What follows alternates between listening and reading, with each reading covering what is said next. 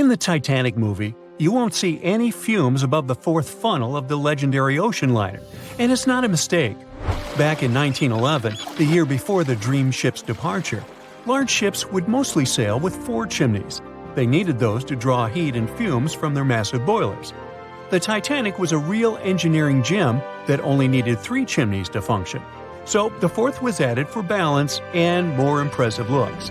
The White Star Line thought the public would have been disappointed to see only 3 pipes on the greatest ship of all time. The Titanic's sister ships, the Olympic and the Britannic, also had 1 fake funnel each for the same reason. The dummy chimney wasn't completely useless and served for ventilation. It took out the fumes from the machine spaces in the lower decks and from one of the first-class general rooms.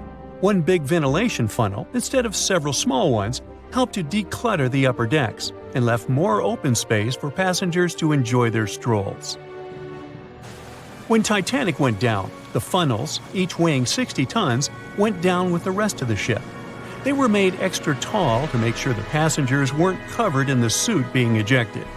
Their height and weight let them stay in the upright position.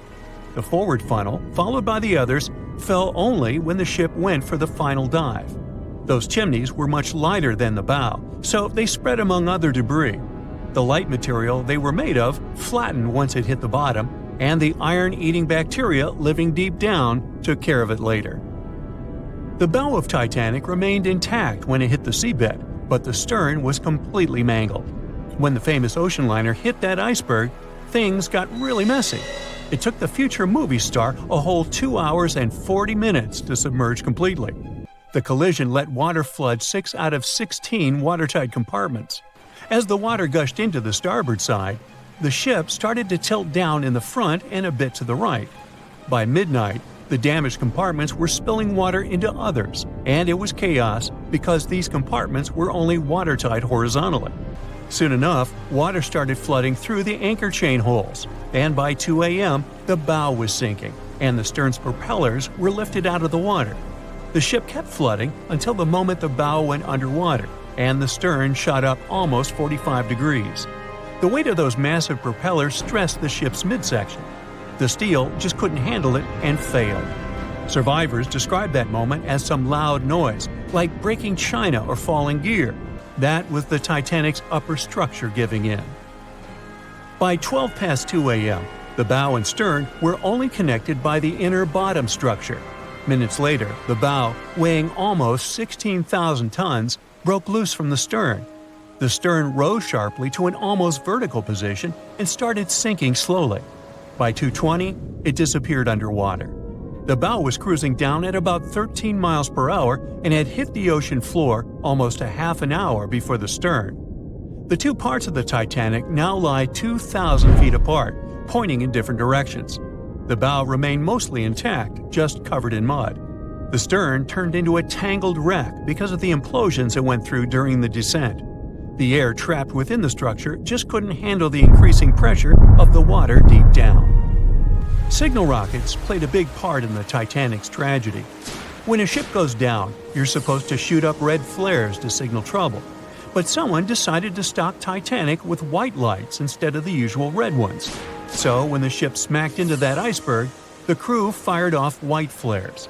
The SS Californian was passing nearby, and his captain knew the Titanic was in a dangerous iceberg zone.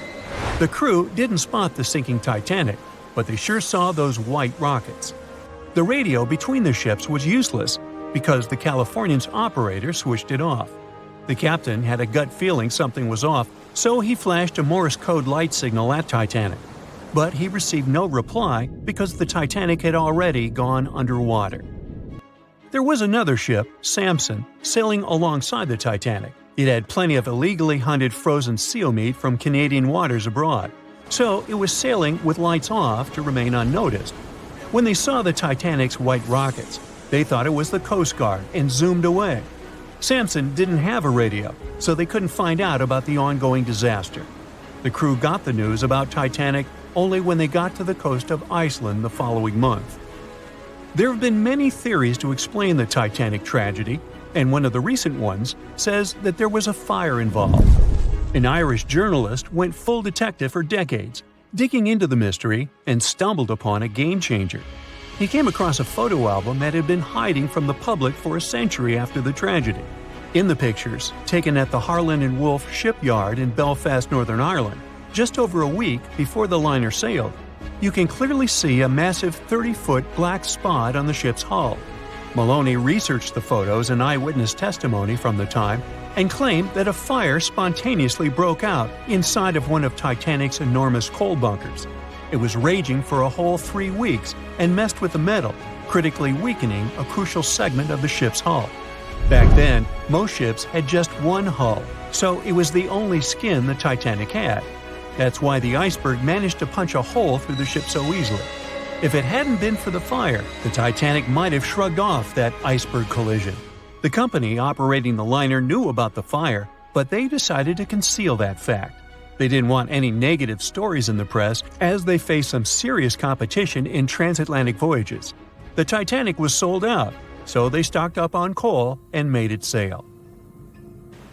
The moon might have also played a role in the sinking. Our satellite heavily affects tides on the Earth. The closer it is to our planet, the stronger the tides are because of the increasing gravity of the moon. Back in 1912, the moon was so close it made several glaciers in Greenland break apart. Massive chunks of ice that broke off from the glaciers started floating south. The Supermoon event came just 6 minutes after a spring tide. During new and full moons, the alignment of the moon, the Earth, and the sun makes their combined gravity reach its peak. And the day before, our planet had come the closest to the sun that year, which made the gravity even stronger.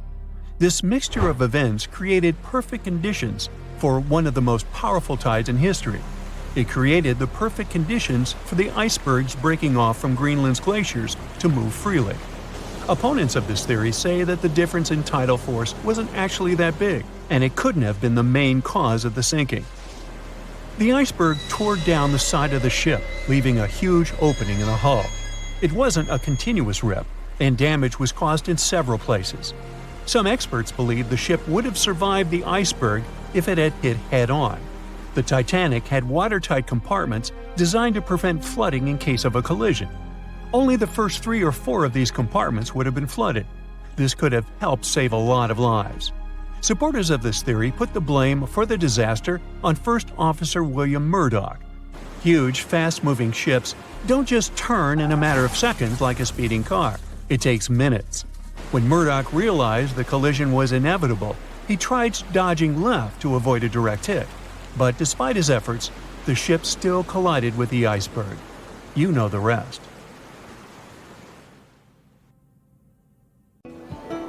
On April 10, 1912, crowds gathered at Southampton Beach to wave off what was, at the time, the world's largest and most prestigious ship, the RMS Titanic.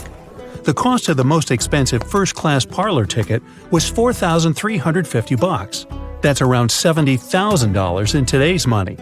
But barely 5 days after steaming away, the ship was swallowed by the Atlantic Ocean. So let's rewind and go back to what actually happened on that fateful night.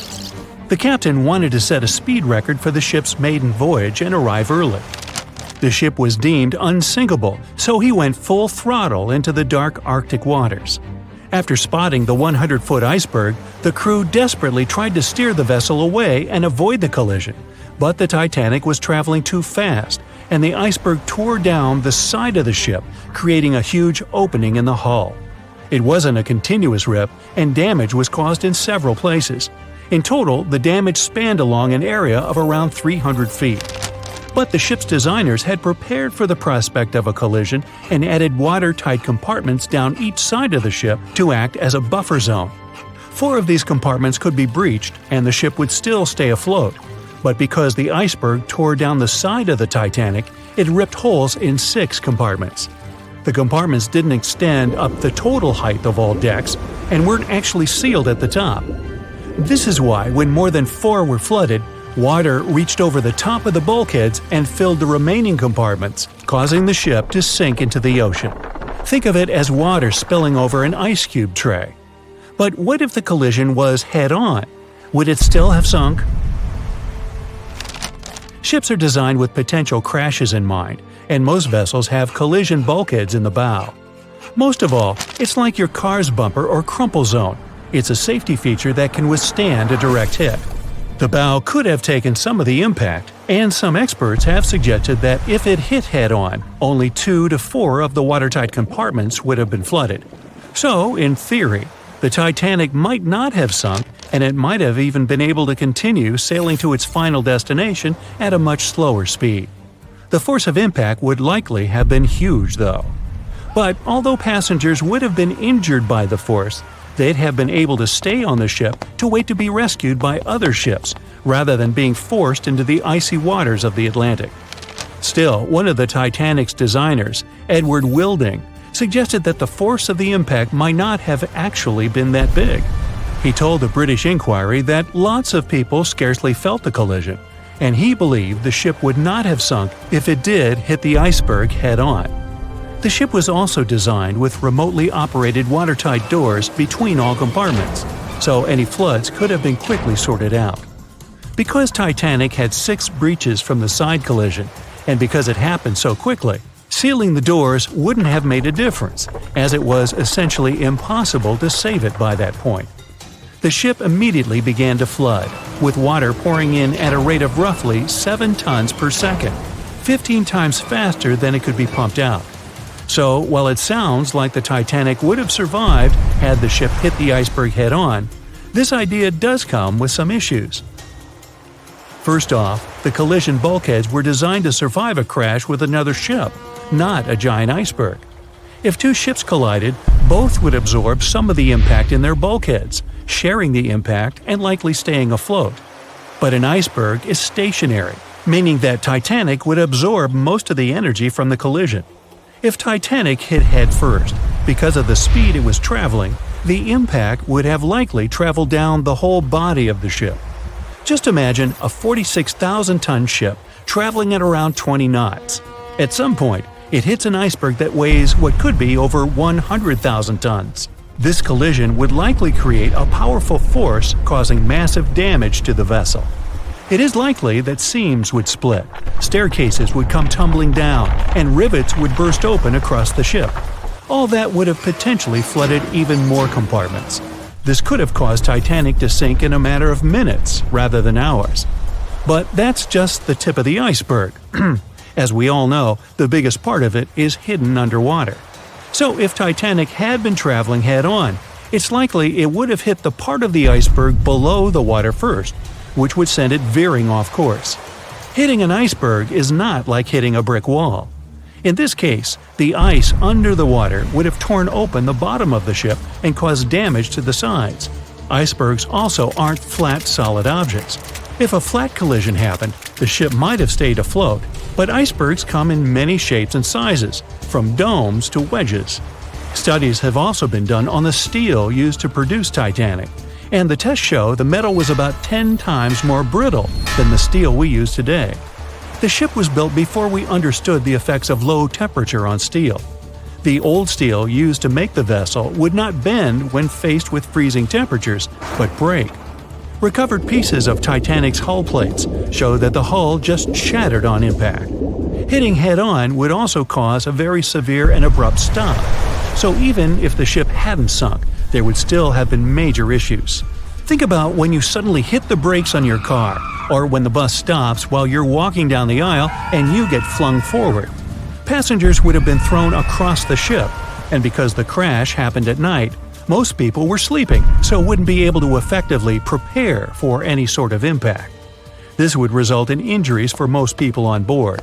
It would be especially bad for those at the front of the ship, where the accommodation for the off-duty firefighters, greasers, and engineers was. But while passengers and off-duty crew may have been thrown out of bed, there would be a lot more survivors than in the original scenario. Many ships have had head-on collisions and made it back to shore. Not many people know that Titanic actually had 2 sister ships. The White Star Line, the company that built Titanic, also built vessels called Britannic and Olympic. Captained by Edward J. Smith, who would later helm Titanic, the Olympic set off on its maiden voyage in June 1911. But much like for its sister ship, disaster was just around the corner. On its 5th commercial voyage, Olympic collided with a Royal Navy ship, HMS Hawke. While the Olympic received damage to its side, Hawk crashed into the other vessel head-on. The bow of the Hawk was completely crushed by the collision, but because the ship had watertight compartments, it managed to survive the impact and later returned to shore for repair. Another study case is the SS Andrea Doria, which was an Italian ocean liner that made global headlines in 1956. Like the Titanic, the Andrea Doria was heading for New York City on its 101st voyage when disaster struck. On July 25th, the vessel collided with the 524-foot Swedish passenger liner Stockholm. The Stockholm hit the ship head-on, but the point of impact for the Andrea Doria was on its side. The front of the Stockholm was completely smashed, but because the impact was on its hull, it managed to survive.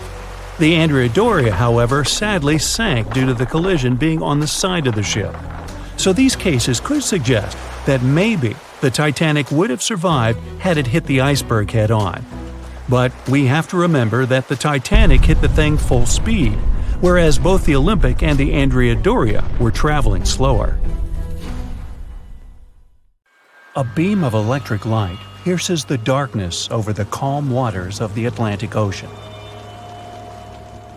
The Titanic is quietly making its way through the waves, its passengers asleep, when suddenly a monstrous white shape is caught in the light beam.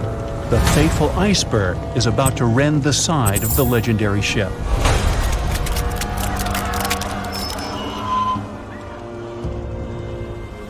April 14, 1912, only 2 days before someone will take a photo of a giant iceberg with a pretty unusual elliptical shape.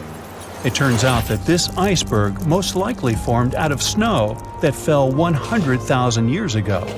Researchers used computer modeling to figure out its origin. They used data from 1912 and added some new information about winds and ocean currents. They concluded that the iceberg was probably a part of a small cluster of glaciers in southwest Greenland. These days, it's possible to calculate the routes of such icebergs in any given year in the past. So the infamous chunk of ice was on its way from Greenland to an area further south from Cornwall. If the ship had passed through that region only 2 days later, the iceberg would have moved far away from the point where they met. At first, the weight of the most well-known iceberg in the world was 75 million tons. With time, it started to slowly melt away, and when it sank the Titanic, its weight was only 1.5 million tons. By the time of the collision, it had probably been melting for months, but it was still a true monster. When the Titanic sank, the iceberg was 400 feet long, and more than 100 feet of its surface was above the water. Some people believe it was a supermoon that caused the Titanic to sink. That night, there was a rare lunar event. It hadn't happened for 1,400 years. In normal conditions, the iceberg wouldn't have traveled so far south without melting and losing the largest part of its mass. But the supermoon could have been the reason for an unusually high tide that pulled the iceberg away from the glacier way faster than usual. There's a specific type of bacteria that slowly consumes the remains of the Titanic. Salt corrosion, ocean currents, freezing temperatures, plus this rust-eating microorganism might consume the entire wreckage. American actress Dorothy Gibson was aboard the Titanic. She survived, and when she arrived in New York, she started filming a movie called Saved from the Titanic almost right away. The movie was released only a month after the Titanic sank, and in the movie, she even wore the same shoes and clothes she had during the actual disaster. The movie was a big success at that time, but the only known copy was destroyed in a fire. 14 years before the Titanic sank, a novella called Futility had been published, and it seemed to have predicted the whole event. The plot centered around a fictional ship called the Titan that sank during its voyage. The Titan was almost the same size as Titanic, and they both went to the bottom in April. The reason was hitting an iceberg, too. Both the real and fictional ships were described as unsinkable, and both of them had the legally required number of lifeboats, which, as it turned out later, were nowhere near enough. We've seen it in the movie, but there were some real-life love stories happening on the Titanic II. 13 couples even took a trip on the Titanic as part of their honeymoon. One of the couples owned Macy's department store in New York. Once it became clear the Titanic was rapidly sinking, the woman refused to go into a lifeboat without her husband. But he didn't want to join her while there were still women and children who he thought had to go first. Then his wife gave her coat to her maid.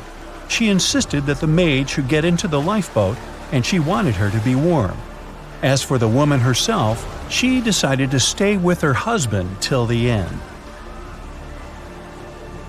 Some people believe Titanic sank because of a mummy, not an iceberg. It all started around 1000 BCE with a mysterious woman who lived in Egypt, in the City of Thieves. People knew little about her, but they called her a priestess. Her mummy was put in a wooden sarcophagus and covered with a large lid with the image of her face and some mystical inscriptions. This place had been hidden until the first half of the 19th century, when a group of locals accidentally came across it. They disturbed her peace. No one knows how, but the mummy disappeared that day without a trace. A couple of decades later, a group of rich friends from England traveled to Egypt and found the empty mummy casket with the image of the priestess, whose dark eyes seemed to be looking into the void. They decided to buy it, but the buyer disappeared the same night before he even got the case. All members of the group had some accidents. The casket changed its location a couple of times until it, as some believe, ended up on the Titanic. It took more than 70 years for a robot submarine to find the ruins of this legendary ship. The wreck lies nearly 13,000 feet under the surface of the Atlantic Ocean, split into two halves. Why did the liner break apart? No one knows exactly. Some think it happened because of the water that got inside when the ship collided with the iceberg. The pressure was so powerful it separated two parts of the vessel, starting with the ship's bottom structure. Others say it was because of the hull rivets. They had a high concentration of slag or smelting residue, and that's something that can cause the metal to split apart. The ship generally had many flaws, starting with the design. The watertight bulkheads weren't completely sealed on top. This allowed the water to flow between the compartments and, in the end, sink the vessel. The iron of the ship's rivets and steel of the hull ended up ruined because of high sulfur content, cold temperatures, and high speeds. The steel shattered and the rivets popped out quite easily. Because of this, Titanic sank 24 times faster than it would have otherwise. If the ship had hit the iceberg head-on instead of ramming it with its side, it would have probably stayed afloat. How come the crew members didn't have binoculars? It would have surely helped them spot the iceberg on time and maybe even avoid the disaster. But the binoculars on the Titanic were locked in a storage cabinet. Only one crew member had the key, and he had been transferred off the ship right before it set sail. He later said he hadn't remembered to hand over the key. But even without the binoculars, the ship might have had some time to change course and avoid the collision if the crew had gotten some warning. But that's the thing, someone did warn them. About an hour before the incident, a ship that was relatively close to Titanic, the SS Californian, sent a message to inform them it had stopped because of dense ice field. But the warning never got to the Titanic's captain. Some experts say it was because the radio operator didn't think it was that urgent. And later, the SS Californian said they didn't get a call for help from the Titanic because their radio operator was off duty. Some say the crew on the Titanic couldn't spot the iceberg on time because of an optical illusion. Atmospheric conditions that night probably caused super-refraction, which could have camouflaged the berg. After all, no one actually saw the iceberg until it was too close to the ship to somehow avoid the crash. Not even a whole minute passed between the moment they saw the iceberg and the collision. It was only 37 seconds, and it took Titanic 2 hours and 40 minutes to disappear below the ocean's waves.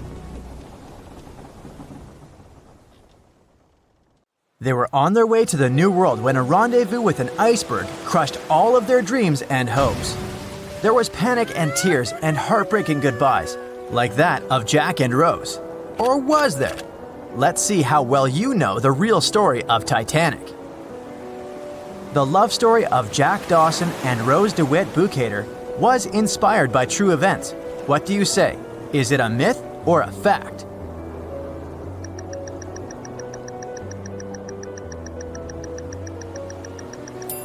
The most emotional Titanic love story was actually all made up by the screenwriter and director of the famous movie, James Cameron. Some passengers featured in the movie were real though, and by a mere coincidence, there was a J. Dawson on board. His name was Joseph, not Jack, and he worked as a coal trimmer. The most expensive object lost with the Titanic was a painting by Pablo Picasso. What's your take on this one?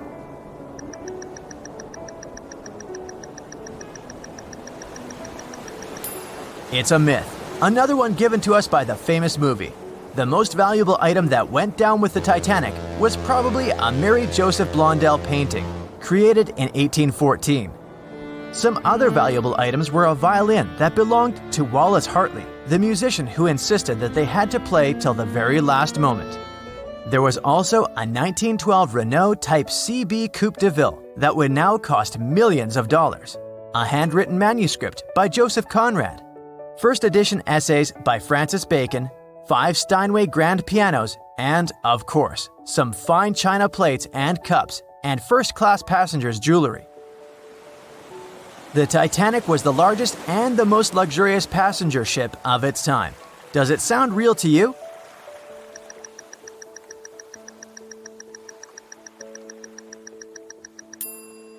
Yep, it's totally true. In April 1912, the Titanic was the largest ship ever built. It was 882 feet long and had a maximum passenger capacity of 2,435 people. That's not a lot compared to the largest cruise ship of today, the Symphony of the Seas. It's just a bit longer than the Titanic, but has more than double the passenger numbers. And yes, no other cruise liner has probably beaten the Titanic in terms of luxury to this day. It costs more than $200 million to build in today's money. The tickets were also quite expensive. Duh! First-class tickets ranged in price from $1,700 in today's money for a berth up to $50,000 for one of the 2 parlor suites. Second-class tickets were $700. Third-class passengers had to pay between $170 to $460. Most of the passengers of the Unsinkable ship managed to survive. True or false?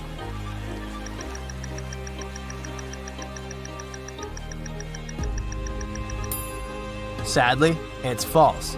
Only 37% of all the passengers actually survived the meeting with the Titanic. Around 61% of the first-class passengers, 42% of the second-class passengers, and 24% of the third-class passengers made it out alive.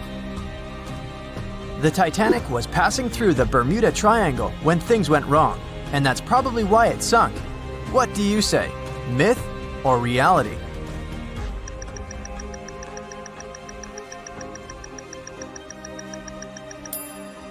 It's 100% a myth. The Titanic never even came close to the Bermuda Triangle. The liner sank about 400 miles south of Newfoundland, which is a huge distance to the north of Bermuda, the infamous area where ships and planes disappear without a trace. We might have the moon to blame for the sinking of the Titanic. True or false?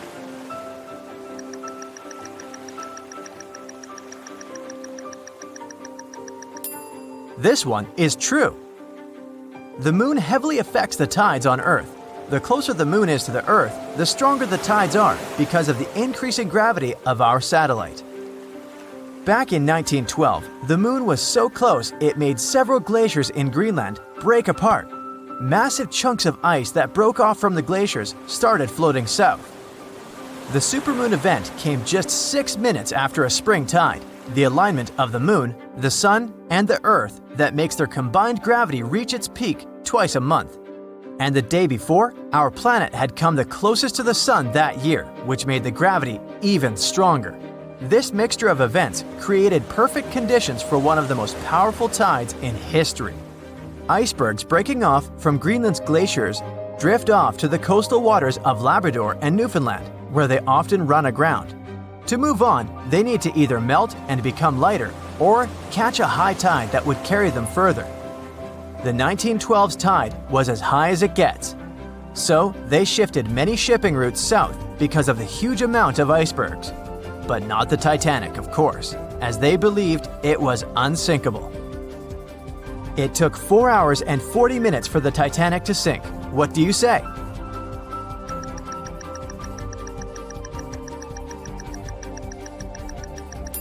It's false, and if you're a Titanic expert, you definitely know it was actually 2 hours and 40 minutes.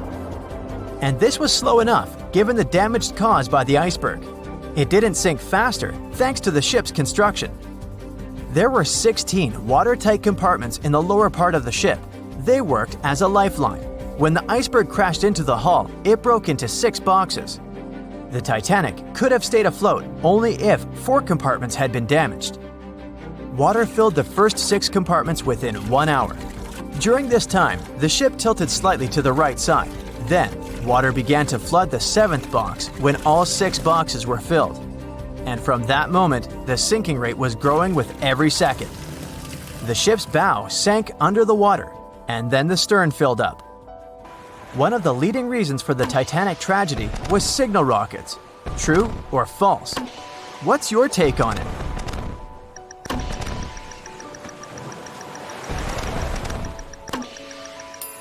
This one is true.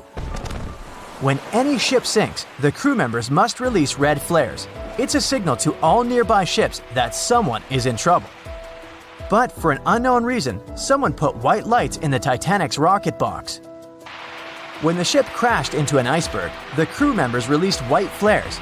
Another ship, SS Californian, was nearby at the time. Its captain knew the Titanic was going through a dangerous iceberg area. The crew of this ship didn't see the Titanic in the dark, but they noticed white rockets. Radio communication between the vessels didn't work. The SS Californian operator turned off the receiver. The Californian captain felt that something was wrong, so he sent a Morse lamp signal to the Titanic. But it was too late. The ship was already underwater, so no one could respond. Another ship, Samson, was sailing alongside the Titanic. It drifted with lights off since it was catching seals, and that's not legal. When the captain saw the Titanic's white rockets, he thought it was the Coast Guard. So Samson sailed away as fast as they could. They realized they had abandoned the drowning passengers once they made it to Iceland and learned the horrible news. In 1996, one expedition managed to raise the Titanic from the ocean floor. Do you believe it?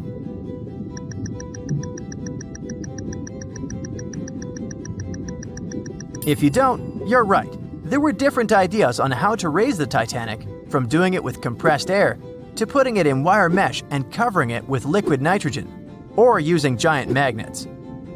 The only real attempt to raise the Titanic was made in 1996, and it failed dramatically. The expedition's goal was to lift a part of its hull, weighing about 21 tons. It would still have been the largest piece to see the sunlight again, if the operation had succeeded, that is. They lowered 4 large bags filled with diesel fuel to the bottom of the ocean and attached them to the hull plate. Then, the fuel bags were released and they started lifting the pieces on their own. The plate was about 200 feet below the surface when the weather got rough. The expedition members decided to tow the part to calmer waters around 80 miles away. Long before they reached the towing destination, half of the plate broke off and sank to the bottom again. 2 of the lifting bags seemed to have broken loose, and the hull went down. The Titanic will most likely crumble to dust halfway up if someone tries lifting it again. So, how many correct answers do you have? Let me know in the comments below. Can you guess how many theories of the Titanic's sinking exist? Right, loads, including a theory of my own, which I'm going to share with you today. And then you can decide which one seems most likely to you. One Piece theory. The very first version of the events was the One Piece theory.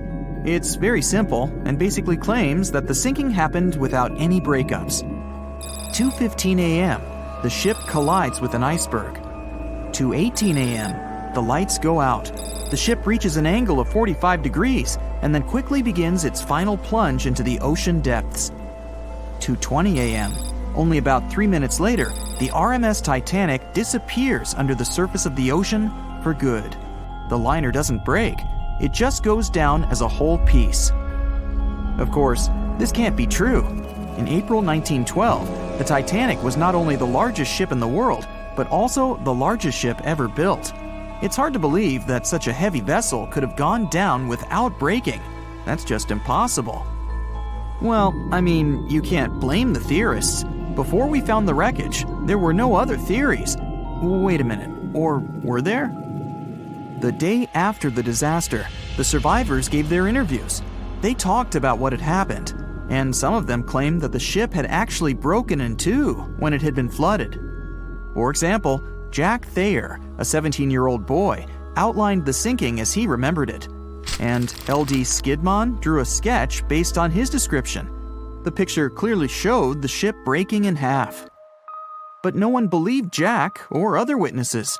There was no evidence, so their claims were received with a grain of salt. But in 1985, things changed. First, breakup theory. That's when Robert Ballard found the wreckage of the Titanic in the depths of the ocean. When people saw the wreckage, it became clear that Jack and the other survivors had been right. The Titanic did indeed break in two when it sank. So it's time for a new theory. 2:15 a.m. The keel breaks, the starboard list eases, and the hull continues to bow and crumble. 2:17 a.m. The galley sections break off. The towers immediately drop under their own weight. The lights go out. The stern is pulled into the air. The bow breaks off and starts sinking. The aft is barely hanging on to the starboard side of the stern section superstructure. The stern section slowly lists over to port as it begins sinking again. It rises up one last time and pivots in a semicircle as it sinks. It all sounds pretty convincing, right? But people began to find plot holes in this theory. For example, the Titanic couldn't have held together until it reached such a high angle. The breakup would have had to begin much earlier. This only meant there was still a vast field for research and speculations. So people started to come up with their own possible scenarios. How about we look first at the ones no one likes? V-break and Aaron 1912 V-break. According to the first breakup theory, the Titanic reached a high angle, and the weight of its unsupported stern caused it to crack from the top down. But it's physically impossible. So, are there any other ideas? In 2006, Roger Long, a naval architect, decided to research a so-called V theory.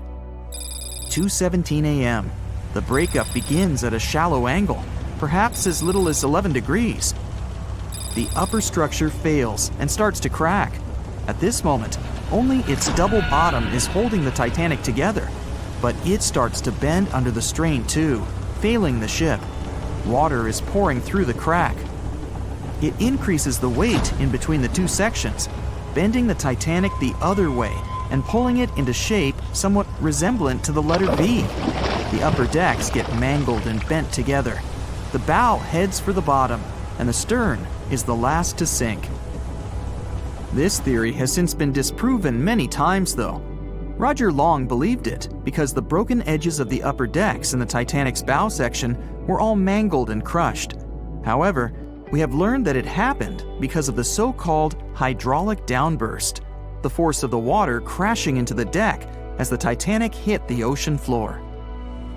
Another V-break theory states that the bow had risen out of the water after the break. This theory was mainly peddled by one former Titanic enthusiast. But not only has this theory been proved to be physically impossible due to the bow's incredible mass, it was also inspired by incorrect information. Remember Jack Thayer? Well, it was based on his sketch and the words of a couple of passengers. But the truth is, none of them had ever seen the Titanic break down like this. Jack himself even stated in an interview that the sketch was completely out of context to what he had actually seen. It was drawn by a passenger on the Carpathia, the ship that received the Titanic's distress signal and came to its aid. It couldn't be used as evidence. Now that we know this, let's move on to the theories that most people believe in. James Cameron's banana peel theory. Who hasn't seen the legendary movie about the Titanic, right? It became the leader of the 70th Academy Awards ceremony in the number of nominations and awards, and deservedly so.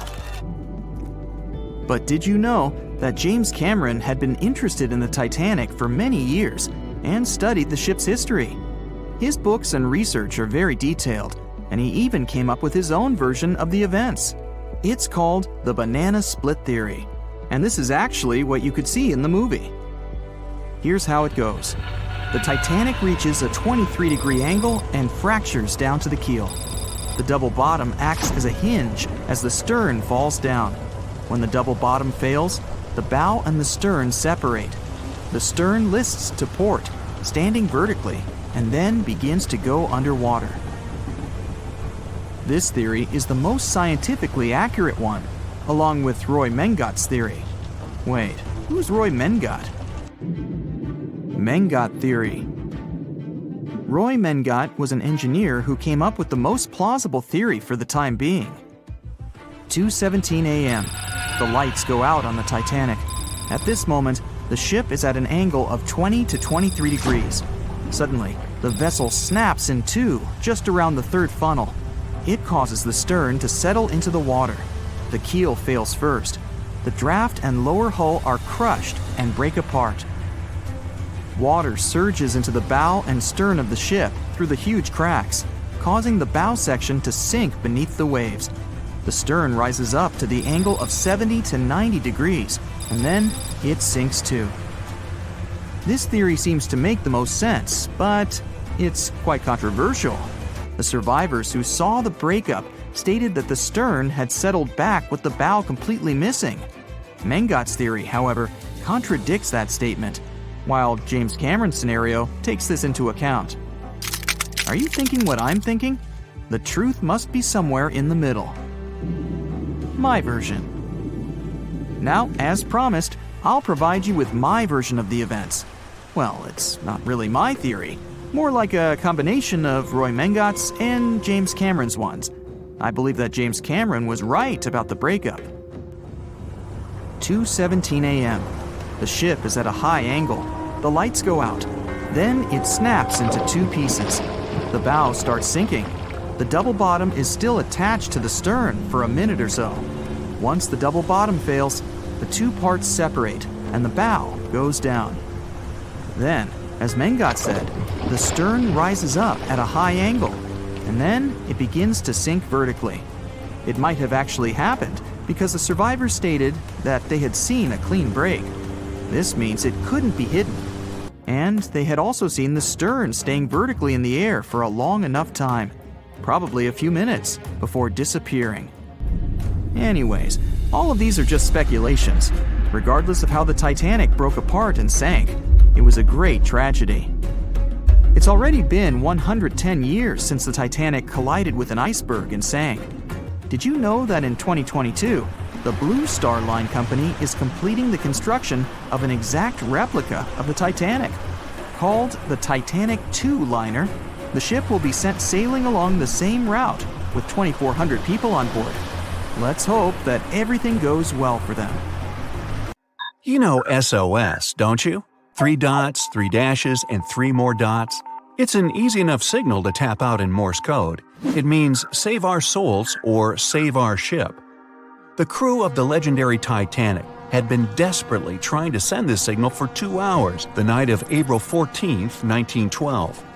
There were other ships not too far from the spot where the iceberg took down the mighty Titan of the sea, but the call for help seemingly disappeared before it could reach them. The passenger ship SS Mount Temple did pick up a signal and try to respond, but the Titanic never got the answer. So what was silencing the ship's cries for help? Some unknown Bermuda Triangle of the North Atlantic? Consider this. Eyewitnesses say the sky was painted with a brilliant Aurora borealis that cold, fateful night. Beautiful, yes. But on that day, the northern lights may have sealed Titanic's fate for good. You see, the Aurora borealis forms thanks to geomagnetic storms. Sounds complicated, but those are basically fluctuations in the Earth's magnetic sphere. And what causes those is the sun itself. The magnetic sphere is like a protective bubble that surrounds our planet. It blocks harmful solar rays, winds, and other cosmic dangers from reaching us. Without it, life on our planet wouldn't be possible. Earth would look more like Mars. You also have it to thank for compasses pointing north. Experts know the Earth's magnetosphere affects navigational equipment, or disrupts it. Which brings us back to the Titanic. Recently, a published weather researcher named Mila Zenkova proposed a theory that solar flares, which provoked a geomagnetic storm, could have played a major role in the Titanic's untimely demise. Solar flares make themselves known on Earth all the time. Some people are especially sensitive to the magnetic storms they cause. These unlucky folks can feel weakness, fatigue, headaches, and even mood swings. On usual days, the pressure is the same on both sides. The magnetosphere blocks all the bad stuff, and we're all happy. But sometimes, explosions occur on the sun. They can be massive, Earth-sized. These flares shoot out a wave of charged particles that collides with the magnetosphere at high speeds. Our protective bubble then goes on the defense. It shrinks, deforms, and pushes those particles toward the poles. Enter those brilliant lights dancing above the Titanic that night. In the north, we know it as Aurora borealis. In the south, Aurora australis, or the southern lights. When the magnetosphere pushes those solar and cosmic particles toward the poles, they collide with molecules of different gases. That's why you get the range of colors. For example, oxygen can be green or red depending on the distance, and nitrogen is blue or purple. What multiple people saw that night was exactly this phenomenon, including the second officer from the rescue ship Carpathia. He wrote it down in the logbook before getting the distress call from the Titanic. But I'm getting ahead of myself. Auroras are a visible sign of a geomagnetic storm. Now, about navigational equipment. This applies to satellite and radio frequency devices. Remember, they didn't have iPhones back in the Titanic days, so the average person couldn't notice their gadgets going haywire. But navigational devices and wireless telegraph did exist and were actively used. Rewind back to the Middle Ages, when sailors noticed that, on some days, compasses wigged out. The arrows spun in all directions, and people back then had no idea why. It wasn't until the 18th century when French scientists found out that such problematic days occur at the same time as black spots appearing on the sun. Solar flares, the mystery was solved. Now, the Titanic had the most advanced, well-known radio equipment at that time. They tested it thoroughly to make sure it worked for distances up to 2,000 miles away. Titanics passed them all. On April 10, 1912, the massive liner left Southampton and set off for New York. The very next day, the crew started getting the first reports of drifting icebergs and ice fields. They put dots on the map to mark the coordinates and let out a sigh of relief. All the troublesome spots were north of the Titanic's planned route. But after a couple of days, the warnings were moving farther and farther south, encroaching on the majestic ship. On April 14th, Captain Edward Smith decided to change course to the south in hopes of bypassing the ice. This ended up being a huge mistake. Enter the magnetic storm. If it was throwing the navigation equipment off, even by a tiny error of half a degree, the captain could have been mistakenly taking the ship right toward a cluster of icebergs. What's even worse, the radio operators ignored warnings coming from other ships. That, or they simply forgot to hand them over to the captain. As hired contractors from the radio company, they were more interested in transmitting paid telegrams from passengers on that luxurious liner. The radio transmitter kept going out of order that evening, probably because of all this private traffic. When it was finally fixed, operator Jack Phillips received another message from the SS Californian at 10:30 p.m. Their operator was trying to warn Phillips about the coordinates of drifting icebergs, but he paid them no attention. He was nervous and in a hurry. Was the magnetic storm to blame for his frayed nerves and bad mood? We can only speculate. But as you know, some people are more sensitive to these things. The weather was fine, the ocean was calm, the water was smooth as glass. Despite all the warnings, the ship continued to sail at a maximum speed of over 22 knots. An hour later, Titanic collided with the infamous iceberg. On April 15th at 12:14 a.m., in the middle of the night, Titanic's operator started to transmit the first emergency signals. The SS Californian was sailing just 20 miles from the Titanic. They could have easily come to a quick rescue. But 10 minutes before the disaster, the Californian's radio operator had gone to bed. He was the only one who understood Morse code on the ship. According to this new theory, the magnetic anomalies possibly blocked Titanic's messages to other ships. For example, the steamer SS La Providence didn't receive any signals from the sinking ship at all. Yet they were still getting transmissions from another giant, the Olympic, which was 500 miles from the Titanic. That night, the signals were acting strange. They simply got lost somewhere in space, or they were like a jumbled riddle, impossible to solve. The SS Mount Temple did get a message and rushed to Titanic's aid. But as fate would have it, the rescue ship got stuck in ice. She did arrive at Titanic's last known coordinates, but the luxury liner was nowhere to be seen. So were the coordinates accurate at all? The steamer Carpathia was about 60 miles away. At 12:30, their radio operator told the Titanic's crew they were rushing to help. The ship famous for coming to the aid, Carpathia was going full steam ahead. But here's the odd part. At first, they headed to the wrong spot. The magnetic storm could have thrown its equipment off. Good news is the steamer did end up reaching the right place when they saw the lifeboats full of passengers. Interestingly, once she reached land, the Carpathia didn't have any problems with her equipment. The blackout happened just around the wreckage site. The following investigation blamed radio amateurs for blocking signals. We now might know otherwise. Zinkova explains that at that time, they didn't know exactly how and to what extent the sun influences the Earth. No one could have guessed that the sun could tamper with these massive ships' navigational equipment, especially one that had the best of the best at the time. There's another theory that even the moon could have played a role. Some researchers claim that in January 1912, our natural satellite was closer to the Earth than usual. It caused very strong tides and raised the sea level. Every year, icebergs break away from Greenland and stop around Newfoundland. But not that year. The increased water flow pushed them further for 3 months. And come April, they were right in the way of transatlantic ships. Unfortunately, it was a recipe for disaster when it came to the mighty Titanic. No one could ever have imagined that the unsinkable Titanic would collide with an iceberg, except for one man, William Thomas Stead. Well, not directly, of course.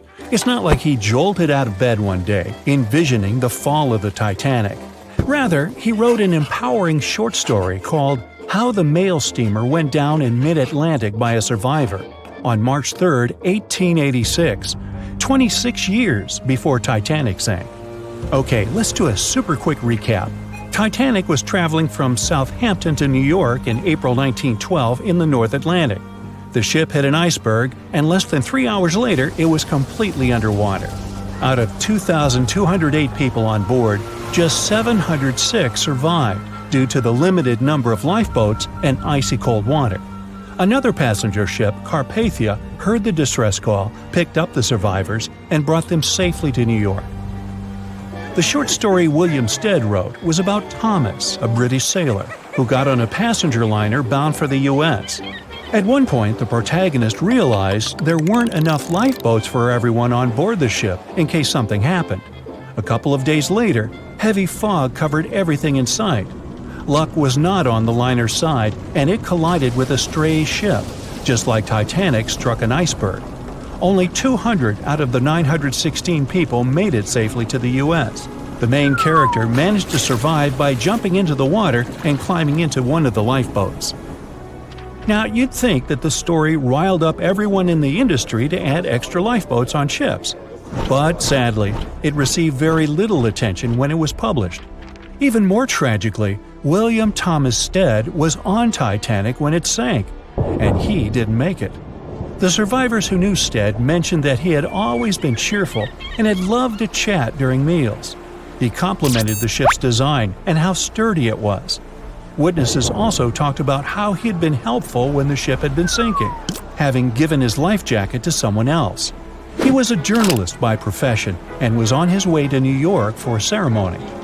One of his most important contributions to modern journalism was the use of illustrations in every newspaper article. He also introduced newspaper interviews, and they're still used to this day along with illustrations. But this story wasn't the only published work that predicted the disaster. Morgan Robertson was an author and former ship captain who wrote short stories and novels. His most notable novella is The Wreck of the Titan. It's also known as Futility. The book was written in 1898, 14 years before Titanic. It was a fictional story about the Titan, an ocean liner similar to Titanic, which was crossing the North Atlantic. It's also a coincidence that Titan was just as fast as Titanic and shared many other similarities, like size and design. The book described it as unsinkable and the largest ship to hit the ocean at the time. That's what they said about Titanic, too. Another eerie similarity was the limited number of lifeboats it had. The story took place in April, and that's when Titanic set off on its journey and hit the iceberg. The Titan story also mentioned that barely anyone had survived that horrible accident. Unlike Stead's story, the protagonist of Robertson took a different path. The Titan sinking happened somewhere halfway through the book, so after the accident, the main character went on with his life. The book was brought back into the spotlight after the Titanic disaster. How could someone describe the events that took place almost a decade later so accurately? Many started to believe Robertson could see the future. But the reality was that Robertson knew his way around a ship. It was easy for him to write down the nitty-gritty of things without doing more research. Realistically, one of the biggest threats for ships at that time was hitting an iceberg or colliding with other ships. The next story sounds somewhat mysterious. Once, Alex Mackenzie heard a voice that warned him not to board Titanic. But when he turned around, there was nobody there. As he continued walking, the voice spoke to him again, but this time it was louder and more distinct. He took the warning seriously and decided to cancel the trip and go back to Glasgow, Scotland, his hometown. His grandparents weren't too happy to find him back home instead of on Titanic. After all, the ticket was very expensive. That disappointment very soon disappeared when they heard that the ship had struck an iceberg. John Coffey was a member of the crew of Titanic, but he decided to ditch the ride when the ship stopped at his hometown in Queenstown, Ireland. His inner voice told him to get off the liner, and he did. He was only 23 at the time, and for someone his age, it could be a major career boost and an opportunity to grow. Despite the horrible tragedy, the guy signed to work with the RMS Mauritania just months after the Titanic sinking. Talk about commitment. Some added info was revealed about what may have contributed to the fall of Titanic. The constructors insisted that the ship was unsinkable, but many people later theorized that the vessel's steel plates had been too frail for the freezing Atlantic water. It may have caused the rivets to pop, allowing ocean water to seep inside. Another theory is that there may have been a fire in the hull of the Titanic that had been raging for 3 weeks before the voyage. The fire softened the steel, allowing the iceberg to cut through it like a hot knife through butter. Some pictures before the ship set off on its journey show black marks on the hull, which could have been caused by fire. Either way, the iceberg would have caused significant damage in any case, no matter if there was a fire or not. Some people also blame those who designed the Titanic. The ship was built with large joints at the bottom, which probably snapped easily during the collision. Of course, these are all theories. But we know for a fact that the Iceberg was the main character of this drama, and that the works of Stead and Robertson should have been taken seriously. Either way, this should be a lesson for the future, helping to prevent similar tragic accidents. By the way, ocean liners and passenger ships wouldn't exist if it hadn't been for Thomas Newcomen. In 1712, he invented a steam engine that was so strong it could produce enough energy to power a ship. And a century later, in 1819, the first steamship traveled across the Atlantic Ocean to Liverpool, UK. It only took the vessel 29 days to cross the ocean. The passenger ship industry boomed in the early 1900s when it became easier for people to move to America or go on holidays. As decades rolled by, the use of aircraft stole the spotlight from passenger ships since planes were faster and more efficient. Nowadays, it's quite rare for a passenger ship to collide with anything in open water. Modern technologies can detect anything that can pose a threat and even predict stormy weather. Cruise ships these days are giants compared to the vessels of Titanic's era. Modern ships can carry almost twice the number of passengers and have amenities folks back then could only dream of. Most cruise ships these days have several restaurants to choose from, multiple swimming pools, and game rooms to catch a break. If you're in the mood for some fun, you can watch live performances. Don't forget about the helicopter pad, because why not? Don't worry if you start feeling unwell. The in-house doctors are always there to help any passenger in need. And these ships are only going to get bigger. Putting Titanic and a modern cruise ship side by side is like comparing a Corgi to a Doberman. Back then, Titanic was the biggest and most cutting-edge vessel anyone could dream of. So, who knows what the future of cruise ships can hold? We might even have entire cities floating around. That would be a really big boat.